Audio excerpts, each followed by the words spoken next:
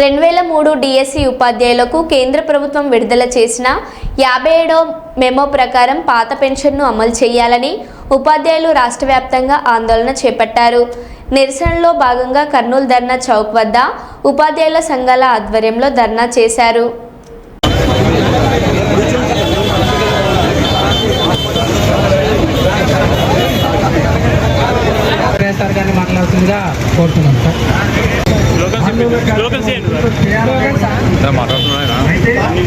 అయితే వచ్చింది కానీ మేము ఈ రాష్ట్ర ప్రభుత్వం ఏదైతే సిపిఎస్ అనేటువంటిది కానీ జిపిఎస్ అనేటువంటిది తీసుకొస్తున్నాం కాబట్టి గ్యారెంటీ ఫ్రీ వర్షంతో చేస్తుంది తప్ప ఓపీఎస్ ఇవ్వము అనేటువంటిది డిక్లేర్ చేయడం కానీ మరి మనం అది మర్చిపోయే లోపల మన కేంద్ర ప్రభుత్వం కూడా తీసుకొచ్చింది సిపిఎస్ ఓపీఎస్ అనేటువంటిది కాకపోతే కానీ అసలు మూలమైనటువంటి ఏదైతే కాంట్రిబ్యూటరీ పెన్షన్ స్కీమ్ అనేటువంటిది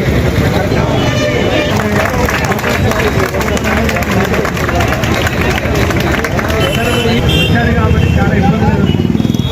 గతంలో 2 సంవత్సరాల 2 నెలలకే కొత్త సత్యనారాయణ గారు 27 మీటింగ్లు పెట్టాడు.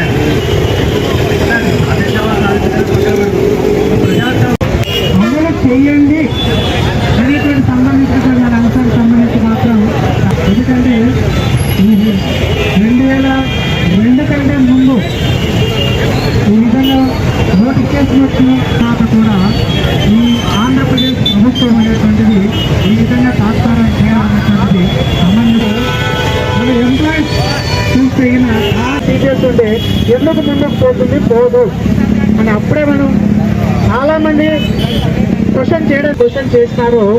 ఈరోజు అది ఖచ్చితంగా కనబడుతుంది.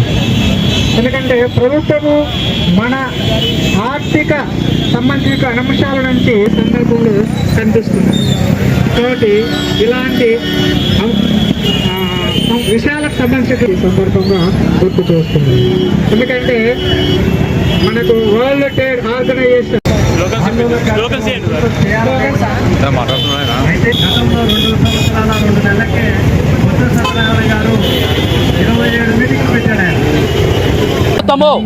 సెంట్రల్ మెమో 57 అమలు పరిచింది. దీని ఉద్దేశం ఏమంటే ఎవరికైతే 2004 ముందు నోటిఫికేషన్ ఇచ్చారో అలాంటి వారందరికీ కూడా ఓల్డ్ పెన్షన్ అమలు పరచమని 57 యొక్క సారాంశము. దీన్ని బేస్ చేసుకొని కేంద్రంలోని అన్ని డిపార్ట్మెంట్లలో పాత పెన్షన్ అమలు పరిచారు. దీన్ని బేస్ చేసుకొని 16 రాష్ట్ర ప్రభుత్వాలు కూడా అమలు పరిచాయి. కాకపోతే ఈ రాష్ట్రంలో గత 5 సంవత్సరాల నుంచి డిపార్ట్మెంట్ వారీగా వివరాలు సేకరిస్తున్నారు. మెమో పోల్ తయారు చేశారు. అది అక్కడే ఉంది, గడప దాటి ముందుకు రావడం లేదు. కాబట్టి మా ఆవేదనను గుర్తించి మాకు తక్షణమే న్యాయం చేస్తూ ఈ రాష్ట్రంలోని 11,000 మందికి తక్షణమే ఓపీఎస్ అమలు చేయాలని మరొక్కసారి ప్రభుత్వ దృష్టిలో దృష్టిస్తున్నాము. ముఖ్యంగా ఈ బాబు నాయుడు గారు మేము వారి నోటిఫికేషన్లోనే మమ్మల్ని అందరినీ ఎంపిక చేయడం జరిగింది. వారే ఇప్పుడు పూనుకొని ఇప్పుడు వారి ప్రభుత్వంలో మాకు న్యాయం చేయవలసిందిగా నారు పోసిన వారు వారే కాబట్టి మేము అభ్యర్థిస్తున్నాము ముఖ్యమంత్రి గారిని. మాకు ఓల్డ్ పెన్షన్ విధానాన్ని 57 జీవో ప్రకారం మెమో ప్రకారం మాకు అమలు చేసి ఆయననే నీరు పోయాలని, మాకు శేష జీవితాన్ని సుఖంగా గడపడానికి ఆయన ద్వారా మా ఆవేదనని మేము మీడియా ద్వారా తెలియజేసుకుంటున్నాము. అలాగే ఉప ముఖ్యమంత్రి గారు పవన్ కళ్యాణ్ గారిని కూడా మేకొని ఆయనకి భగవంతుడి ఆశీస్సులు కూడా ఎప్పుడు ఉంటాయి. వాళ్ళ పేరు చెప్పుకొని మేము శేష జీవితాన్ని హాయిగా గడుపుతామని ఈ సందర్భంగా వాళ్ళందరికీ తెలియజేస్తూ మాకు ఓల్డ్ పెన్షన్ విధానాన్ని అమలు చేయవలసిందిగా కోరుతున్నాము. ఎస్పీ మంగళలక్ష్మి, నేను డిస్ట్రిక్ట్ కన్వీనర్ కర్నూలు.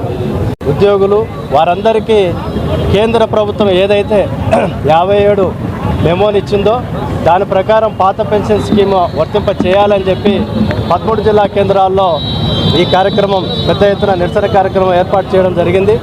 మరి రాష్ట్ర ప్రభుత్వం 5 సంవత్సరాల నుంచి ఈ పాత పెన్షన్ విధానాన్ని అమలు చేయట్లేదు. గత ప్రభుత్వంలో కూడా మేము ఉపాధ్యాయ సంఘాలుగా, జేఏసీగా, ఫ్యాప్టోగా రాష్ట్ర ప్రభుత్వాన్ని డిమాండ్ చేసినప్పుడు జిపిఎస్ అనేటువంటిది తీసుకొని వస్తాం తప్ప ఓపీఎస్ను అమలు చేయమని చెప్పి స్పష్టం చేసేటువంటి పరిస్థితి. మరి ఈ ప్రభుత్వం వచ్చిన తర్వాత డిసెంబర్ 13వ తారీఖున విద్యాశాఖ మంత్రి లోకేష్ గారి ఆధ్వర్యంలో జరిగినటువంటి సమావేశంలో అసెంబ్లీ జరిగేటువంటి క్రమంలో చలో అసెంబ్లీ కార్యక్రమాన్ని కూడా పిలుపునిస్తామని చెప్పి మీ ద్వారా రాష్ట్ర ప్రభుత్వానికి తెలియజేస్తా ఉన్నాం. నా పేరు జి హృదయరాజు, ఏపీటీఎఫ్ రాష్ట్ర అధ్యక్షులు, ఏపీ జేఏసీ కో చైర్మన్, ఫ్యాప్టో రాష్ట్ర